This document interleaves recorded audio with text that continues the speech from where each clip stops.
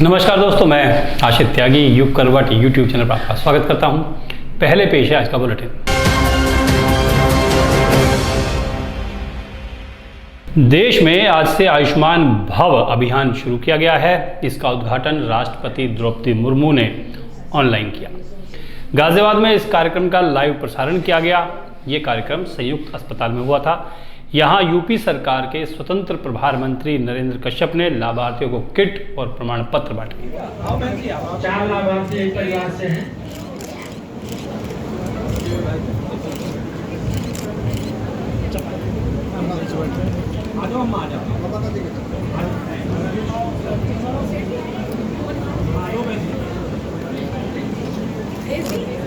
श्री प्रशांत Sharma rotary club, Shri Hridayesh Kansal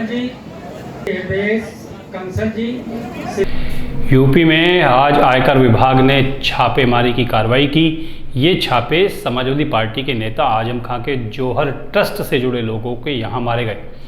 Ghaziabad और मेरठ में भी छापेमारी हुई। आयकर विभाग की टीम ने यहाँ से कई महत्वपूर्ण दस्तावेज अपने कब्जे में लिए।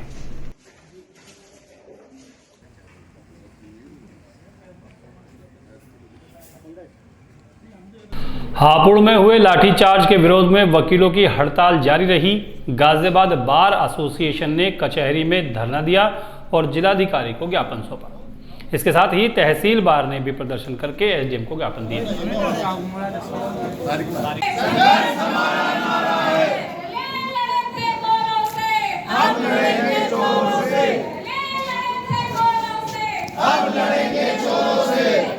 पुलिस ने लोनी क्षेत्र में चल रही हथियार बनाने की फैक्ट्री का पर्दाफाश किया है। इस मामले में राजू नाम के एक आरोपी को गिरफ्तार किया गया है, जिसके पास से बने और अधबने अनेक तमंचे और उपकरण बरामद हुए हैं।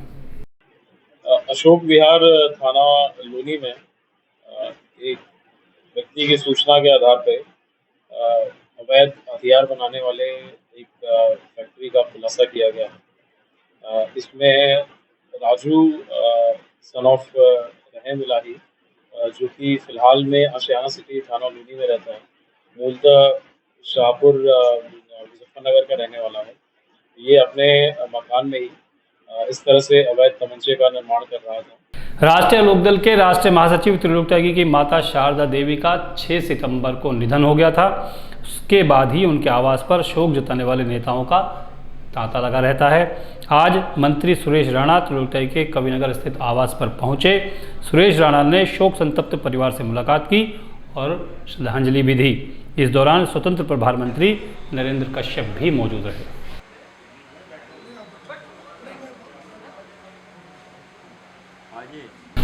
भारतीय जनता पार्टी युवा मोर्चा ने अपने आगामी कार्यक्रम घोषित कर दिए हैं। 17 सितंबर से 2 अक्टूबर तक सेवा पखवाड़ा मनाया जाएगा। इस दौरान प्रधानमंत्री नरेंद्र मोदी के जन्म दिवस पर रक्तदान शिविर लगेगा, तो 2 अक्टूबर को स्वच्छता अभियान चलाया जाएगा। प्रधानमंत्री आदरणीय नरेंद्र मोदी जी के जन्म दिवस 17 सितंबर से प्रारंभ होकर और 2 अक्टूबर महात्मा गांधी जी की जयंती तक चलने वाला ये भारतीय जनता पार्टी का सेवा पखवाड़ा अभियान, जिसके निमित्त भारतीय जनता पार्टी पूरे 15 दिन भारतीय जनता पार्टी के अन्य मोर्चे, सभी मोर्चे अन्य दिन आम जनमानस के बीच में जाकर सेवा कार्य को करने का काम करेंगे। उसी के निमित्त भारतीय जनता युवा मोर्चा को महत्वपूर्ण जिम्मेदारी रक्तदान अभियान दिया गया है, जो 18 सितंबर को पूरे उत्तर प्रदेश में होने वाला है। मोदीनगर क्षेत्र में आज आग लगने की एक बड़ी घटना हुई। यहां तहसील के सामने सागर कूलर फर्म नाम की कंपनी में आग लग गई।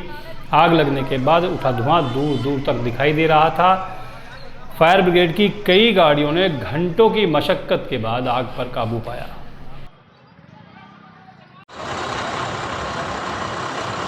मेरठ पुलिस ने अपराधियों के खिलाफ एक बड़ा अभियान छेड़ दिया है। एसएसपी रोहित सिंह ने बताया कि अब तक चिन्हित किए गए 43 अपराधियों में से 12 के खिलाफ गैंगस्टर की कार्रवाई की जा चुकी है। पिछले महीने 50 आरोपियों को जिला बदर किया गया था। ये जनपद मेरठ के कुछ ऐसे सनसनीखेज प्रकरण थे उसमें कुछ लूट के थे, कुछ हत्या के थे और 2 प्रकरण इसमें डकैती के थे पूर्व के। इसमें गैंगस्टर एक्ट के तहत इसमें कार्रवाई की गई है और कुल अभी तक 12 गैंगस्टर एक्ट के तहत मुकदमे पिछले 1 हफ्ते में इसमें दर्ज कराए जा रहे हैं और अगले 2-3 दिन में भी और भी इसमें संख्या में बढ़ोतरी की जाएगी और इसमें 43 अभियुक्त हैं इन सभी मुकदमों में। और ऐसे और प्रकरणों को चिन्हित किया जा रहा है जिसमें गौकशी के मामले और कुछ लूट के मामले ऐसे जिसमें कि और गैंगस्टर एक्ट के तहत हम कार्रवाई कर सकते हैं, वो सभी चिन्हित कर लिए गए। तो ये था आज का बुलेटिन। अब खबरों का पोस्टमार्टम।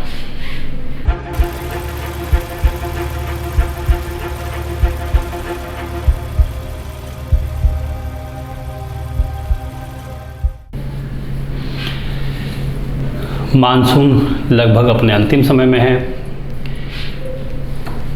1-1.5 महीने बाद सर्दी शुरू हो जाएगी।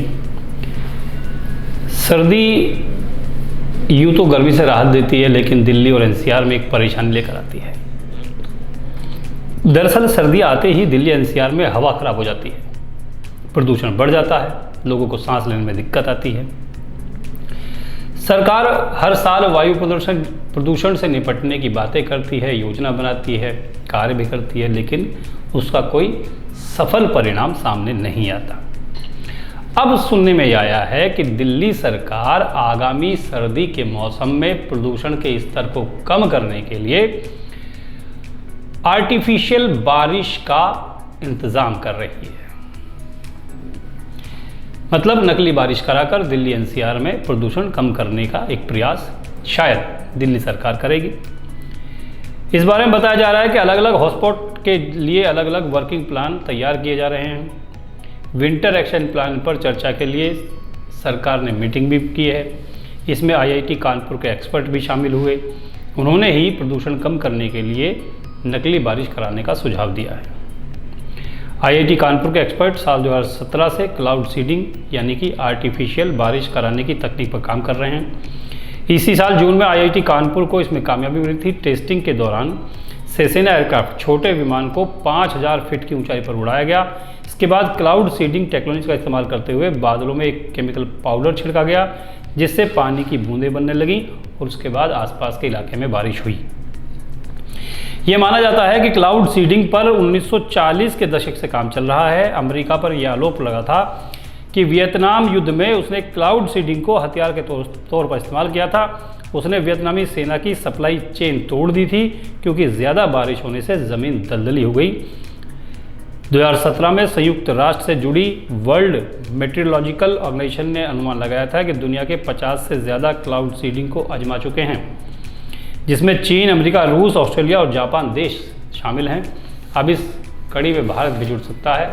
अगर सरकार की योजना पर काम हुआ और वो सफल रही तो आगामी जो मौसम सर्दी का है उसमें हम दिल्ली एनसीआर में नकली बारिश देख सकेंगे। पश्चिम उत्तर प्रदेश की मुख्यमंत्री ममता बनर्जी कल दुबई पहुंची थी। आज दुबई से स्पेन पहुंची। पश्चिम बंगाल में इस साल 21 से 22 नवंबर को बिजनेस समिट है। ममता अपनी दुबई और स्पेन की यात्रा के दौरान राज्य में निवेश आकर्षित करने के लिए बिजनेस समिट में हिस्सा लेने के लोगों को आमंत्रित कर रही हैं। आज श्रीलंका के राष्ट्रपति रॉयल विक्रमसिंघा से उनकी अचानक मुलाकात हुई। ममता बनर्जी ने उन्हें भी स्टेट बिजनेस समिट में आने के लिए न्योता दिया। इस दौरान जब श्रीलंका के राष्ट्रपति ने पूछा कि क्या ममता बनर्जी इंडिया गठबंधन का नेतृत्व करेंगी, इस पर ममता ने मुस्कुराकर जवाब दिया कि अगर लोगों का समर्थन मिला तो इंडिया सरकार जरूर बनाएगा, लेकिन नेतृत्व ममता करेंगी कि नहीं करेंगी इस पर उन्होंने कोई जवाब नहीं दिया। उत्तर प्रदेश की स्पेशल टास्क फोर्स यानी कि एसटीएफ ने एक फर्जी कर्नल को पकड़ा है, जिसने 4 लाख से 40 करोड़ तक की संपत्ति बनाने का सफर बहुत कम समय में पूरा किया। ये एक रिटायर्ड सैनिक है जो खुद को कर्नल बताकर सेना में भर्ती कराने के नाम पर लोगों को ठगता था। इस मामले को लेकर गंगानगर पुलिस स्टेशन में विभिन्न धाराओं में केस दर्ज किया गया था।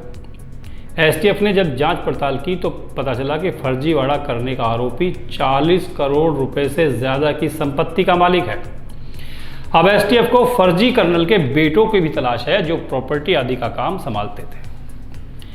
एसटीएफ ने जब फर्जी कर्नल सतपाल यादव से पूछताछ की तो भौचक्क रह गई।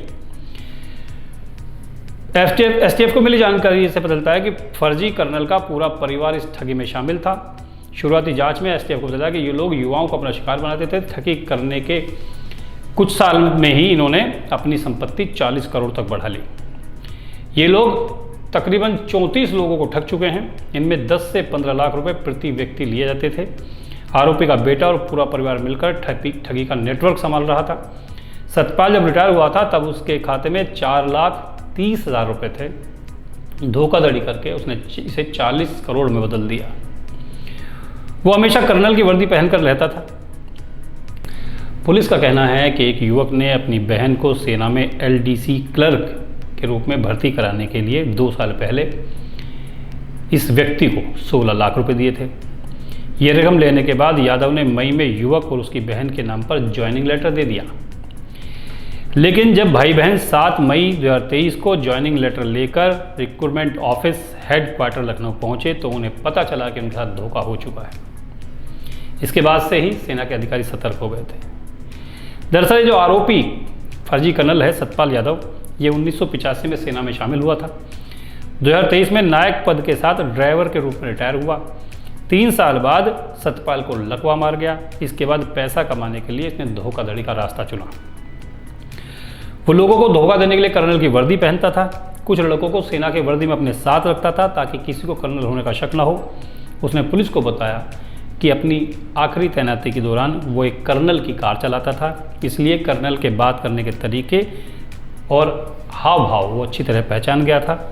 उसने कर्नल के नाम की नेम प्लेट भी बनवा ली थी। दिल्ली मेट्रो इन दिनों खुशहाल है क्योंकि यात्रियों की संख्या लगातार बढ़ रही है। अब आप इसे राजधानी दिल्ली की सड़कों पर वाहनों का बढ़ता दबाव कह सकते हैं, यातायात से लोगों की समस्या कह सकते हैं कि लोग दिल्ली मेट्रो में ज़्यादा सफ़र कर रहे हैं।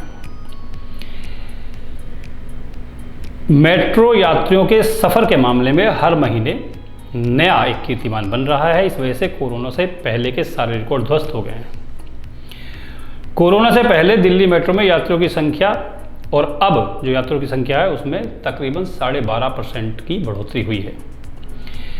कोरोना से पहले मेट्रो में प्रतिदिन औसत जो यात्री थे वो करीब 46 लाख से 53 लाख के बीच थे। वर्ष 2019 में मार्च से अगस्त तक सिर्फ 2 माह जुलाई अगस्त में यात्रियों की संख्या 50 लाख से अधिक थी। कोरोना के समय लंबे समय तक मेट्रो बंद रही। इसके बाद जब मेट्रो का परिचालन शुरू हुआ तो संख्या कम थी। वर्ष 2022 में मेट्रो में यात्रियों की संख्या बढ़ी, लेकिन कोरोना से पहले के समय के तुलना में कम रही। अगस्त में प्रतिदिन औसतन 60 लाख 4,397 यात्रियों ने मेट्रो में सफ़र किया।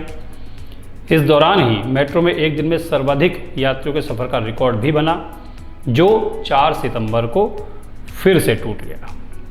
फिलहाल यात्रियों की संख्या रोज बढ़ रही है और मेट्रो खुश है। तो आज के लिए बस इतना ही। गाजियाबाद और इसके आसपास के तमाम शहरों की प्रमुख खबरों को देखने के लिए देखिए युग करवट यूट्यूब चैनल। विस्तृत रूप से जानकारी चाहते हैं तो पढ़िए युग करवट समाचार पत्र। इसके अलावा यदि आपके आसपास ऐसी कोई घटना घट रही है जिसे आप चाहते हैं कि वो देश और दुनिया के लोगों के सामने आए, तो उसके एक वीडियो बनाकर हमें व्हाट्सएप ज़रूर कीजिए। आप चाहेंगे तो हम आपके नाम के साथ भी उसे प्रसारित करेंगे। युग करवट यूट्यूब चैनल को सब्सक्राइब कीजिए, वीडियो को लाइक कीजिए, अपने दोस्तों रिश्तेदारों के साथ शेयर कीजिए और कमेंट्स ज़रूर कीजिएगा। नमस्कार।